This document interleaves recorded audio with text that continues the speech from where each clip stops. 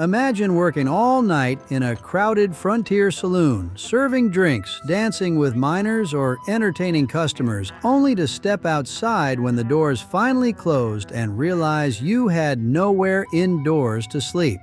In some of the roughest boom towns, a woman could have a job and still have no room, no hotel bed, and sometimes not even a permanent building to shelter in. But this was never the everyday life of every saloon girl. So how did a woman working in a frontier town end up facing a freezing night with nowhere to go? Here's how a night that began inside the saloon could end outside in the cold. Number 10. It was a crisis, not a lifestyle. Saloon girl could mean many things. Some were entertainers, waitresses, cooks, laundresses, or prostitutes, while others owned businesses. Their living conditions varied too. Some had rooms above saloons, in brothels, hotels, or boarding houses. Others, especially in remote camps, had little more than a tent. So sleeping outdoors was never the normal life of every saloon girl. It usually happened when something went wrong. A fire, overcrowded town, interrupted journey, lost job, or lack of permanent housing. The freezing night was usually the result of a crisis that came first. Number 9. Losing employment could mean losing the bed. On the frontier, losing a job could mean losing your bed too. Some establishments provided workers with a place to sleep, so when business collapsed, the room could disappear with the paycheck. And frontier businesses were anything but stable. A failed mine or a new strike could empty a town almost overnight. Kantishna, Alaska, saw thousands arrive during its 1905 to 06 gold rush, only for the population to collapse when people failed to find enough wealth to stay. Those who remained faced isolation, expensive transportation, and brutal winters. For a woman without savings, losing work could become a housing crisis almost immediately. The room was still there. She simply couldn't afford it anymore. Number 8. Fire could take everything.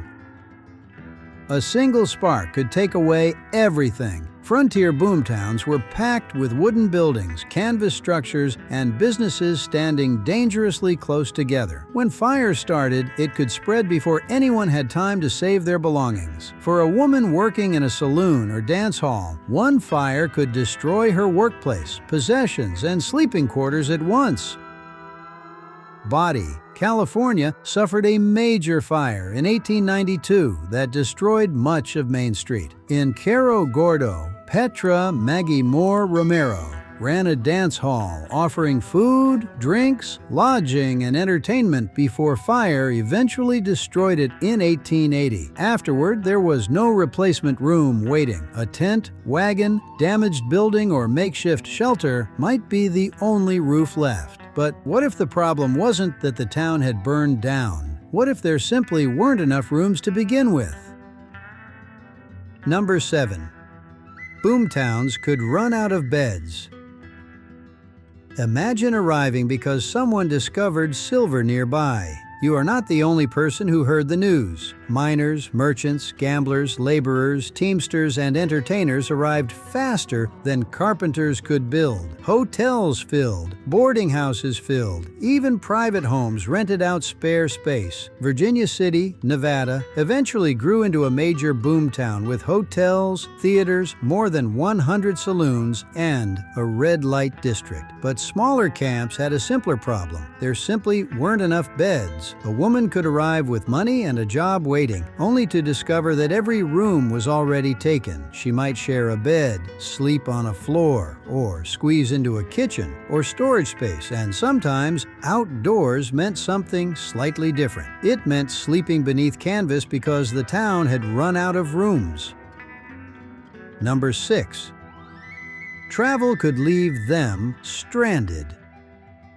Getting between frontier settlements was difficult enough. Winter could make it much worse. Women traveling between mining camps relied on stagecoaches, wagons, riverboats, horses, and long stretches on foot. A broken wagon, injured animal, snowstorm, delayed stage, or blocked trail could turn an ordinary journey into an unexpected night without shelter. Reaching remote camps such as Kantishna could already require difficult river and overland travel, and winter made the journey even harder. A woman might finally reach a settlement after dark, only to discover that every room was taken. Turning back was dangerous. Continuing into unfamiliar country was worse, so she stayed near the camp, wagon yard, or other travelers and made do with whatever shelter was available. On the frontier, the safest place was not always the warmest one. Number 5. Some women followed the rush before the town existed. It might seem strange that anyone would deliberately enter a place where there were barely any buildings, but that was exactly where the opportunity could be. A new gold or silver discovery could attract people before permanent infrastructure had caught up. Women who arrived early could earn money providing meals, laundry, entertainment, lodging, or companionship. Fanny Mackenzie is a good example. The National Park Service describes her as someone who followed gold rushes with a portable kitchen, setting up a tent and selling meals to miners who had rushed into new camps without enough food. She eventually reached Kantishna after its 1905 gold discovery. Her story shows that women were not always dragged into these places by circumstance. Some deliberately went looking for opportunity, but arriving early meant accepting the conditions that came with being early. The roads were rough, supplies were scarce, buildings were unfinished. Sometimes the only available roof was canvas. Number 4. The town might not have been a town.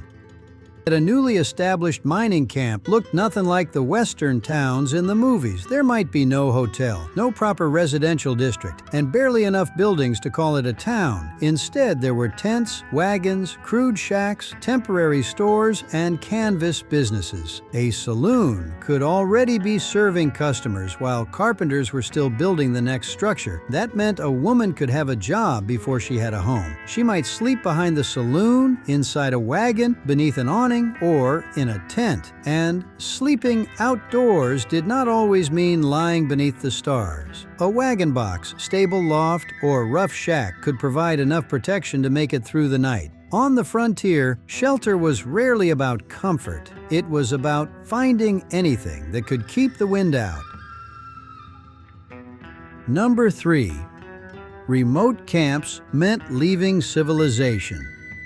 Some mining camps were so isolated that simply reaching them could take days. Fanny Mackenzie, who followed gold rushes across the West and Alaska, once traveled roughly 800 miles down the Yukon River to Fairbanks, according to the National Park Service. A woman could spend days crossing country where proper lodging barely existed, only to arrive at a camp surrounded by wilderness. Hundreds of people might crowd the settlement during the day, but beyond its edge was almost nothing. If she arrived after dark, finding a comfortable room was hardly the priority. She needed somewhere safe enough to survive until morning. That might mean a tent beside other workers, a wagon, or whatever shelter was still available. In a remote camp, even a roof made of canvas could feel like a luxury, and when even that disappeared, women had to get creative. Number 2. When there was no room, they made one. Once proper accommodation disappeared, survival became practical. The first priority was getting out of the wind. A tent flap could be turned away from the prevailing wind. A wagon, wall, stack of lumber, hay pile, shed, or other structure could provide protection. The next priority was getting off the ground. Hay, straw, blankets, spare clothing, animal hides, sacks, or branches could create an insulating layer underneath the body. Women could also sleep fully dressed, using layers and blankets to conserve heat. Wool was especially valuable because it retained warmth better than lighter fabrics. If other people were nearby, sharing a confined shelter could conserve body heat. A small fire could help, but it was dangerous inside tents and wooden structures. Sparks could start a fire, while poorly ventilated fuel could produce dangerous gases. The goal was never comfort, it was simply making it to sunrise. Number 1. The cold was only part of the danger.